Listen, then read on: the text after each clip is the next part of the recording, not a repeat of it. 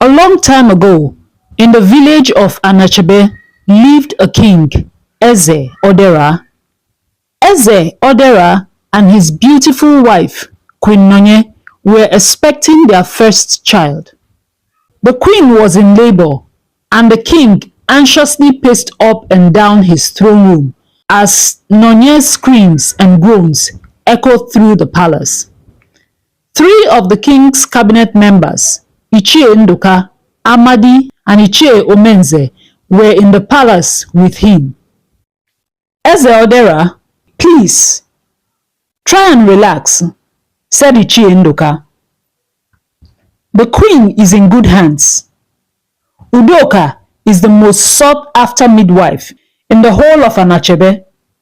That is very true, Igwe, said Ichie Amadi. Udoka may not have children of her own, but she has been blessed by the gods to help other women deliver their babies. Ironic, but very true, said Ichie Omenze. The assurance from Ichie Nduka, Amadi, and Omenze was able to calm the king. When the cry of a baby echoed through the palace, the king and his chiefs started to rejoice. The chiefs congratulated their king on the safe delivery by their queen. Moments later, Udoka, the midwife, walked into the throne room.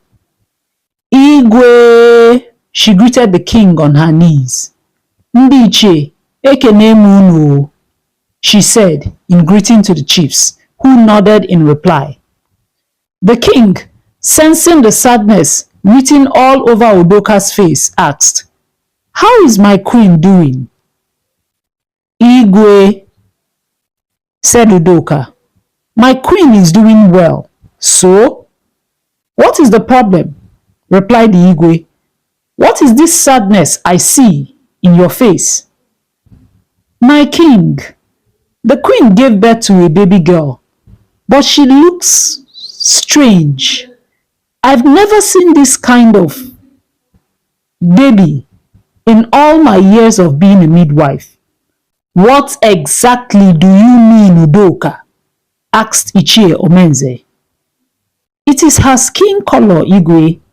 It is different. I must see for myself," said the Igwe. As he was about to get up from his throne, Udoka said, "Igwe, the queen is very weak and lost a lot of blood, and I have given her something to help her relax. She's asleep now. I will bring the baby to you instead." The king nodded in acceptance, so Udoka left the room.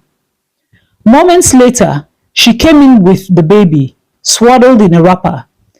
Eze Odera took the baby in his arms. He unwrapped the baby and stared at her. The chiefs left their seats as well to see the newborn. A sudden silence fell upon the throne. The baby wiggled and opened her eyes. She had the most beautiful eyes. She looked at her father and smiled. That smile melted Eze Odera's heart. He lifted the child and blessed her, and then he named her Akunna. He handed the baby back to Udoka and said, "Let me know when my queen wakes up." "Yes, my king," Udoka smiled and walked away with baby Akunna in her arms. The silence in the room was unnerving for Eze Odera, so he said, "Ndiche, why are you all quiet like you've seen a ghost?" Igwe, Igade, said Ichie Omenze. "Igwe, we have never seen a thing? Eze Odera cut him off. "How dare you refer to my child as thin? Ichie Omenze, do you hear yourself?"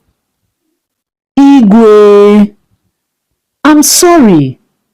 Please accept my apology," Ichie Omenze said as he bowed to the king.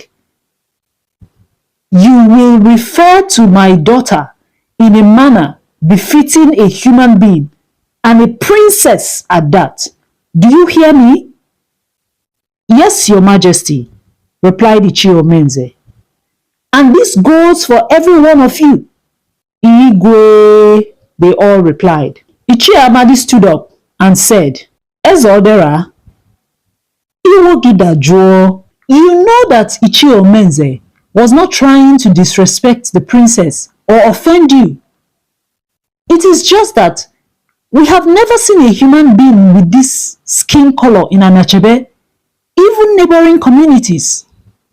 And we do not know how to react or address this issue. This is not an issue that is open for addressing.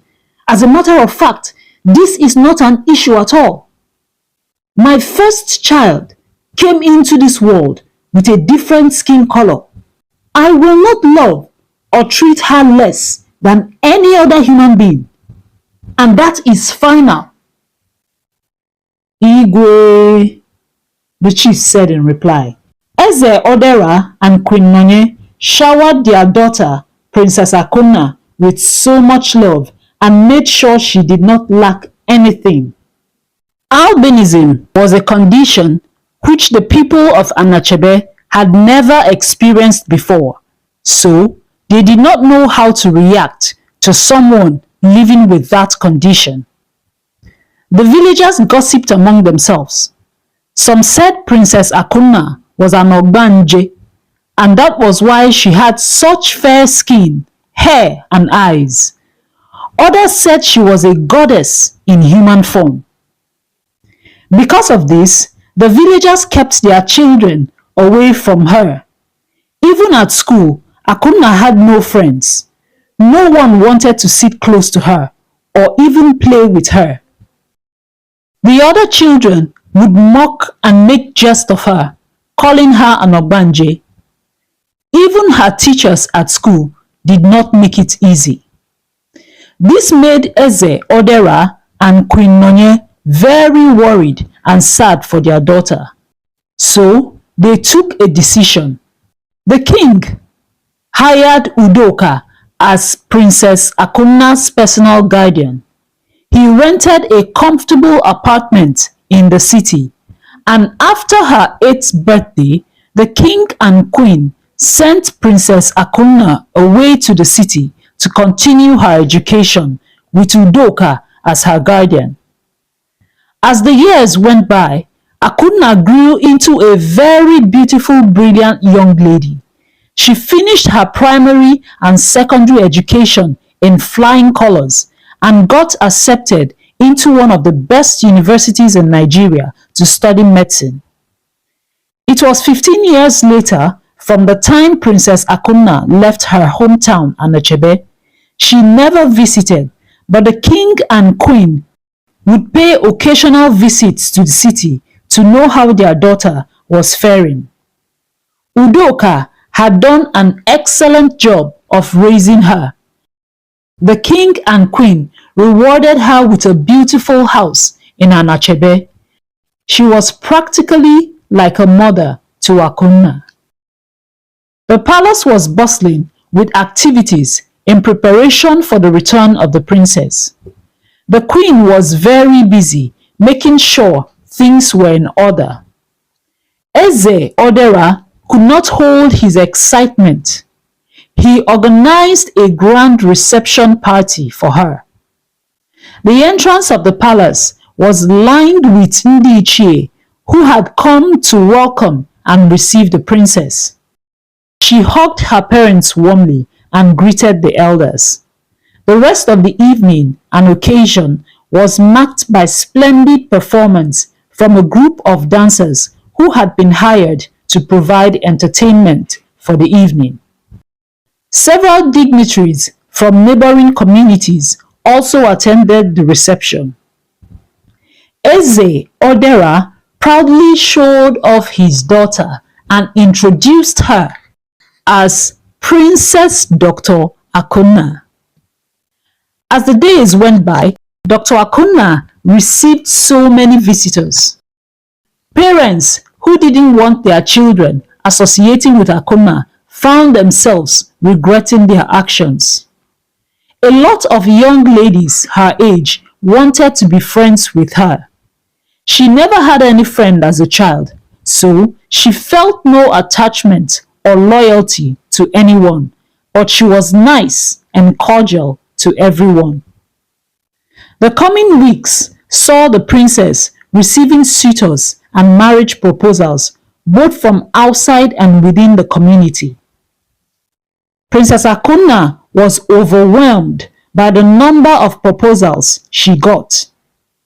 Her parents, Eze Odera and Queen Nonye, particularly took a liking to Prince Gozie, a rich businessman from Amobi, a neighboring village. But Dr. Akunna was to shock everyone, including her parents. On a particular occasion, Prince Gozie had visited Akunna.